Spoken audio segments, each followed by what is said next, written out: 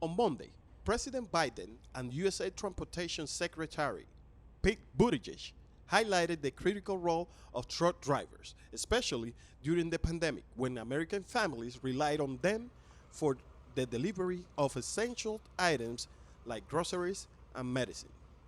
Also, they plan to beat the bushes for more truck drivers.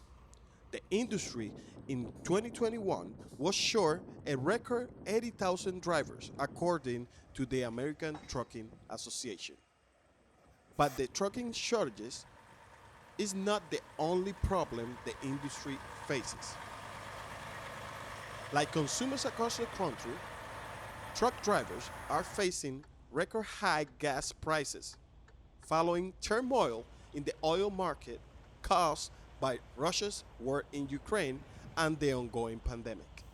It's valid to point out that the relationship between inflation and the transportation industry is a vicious cycle. Truckers' shortages and the high turnover rates increase inflation, and inflations rise the price of materials needed to become a truck driver, making shortages and turnover rates even worse. Roughly 70% of freight in the US is delivered by trucks.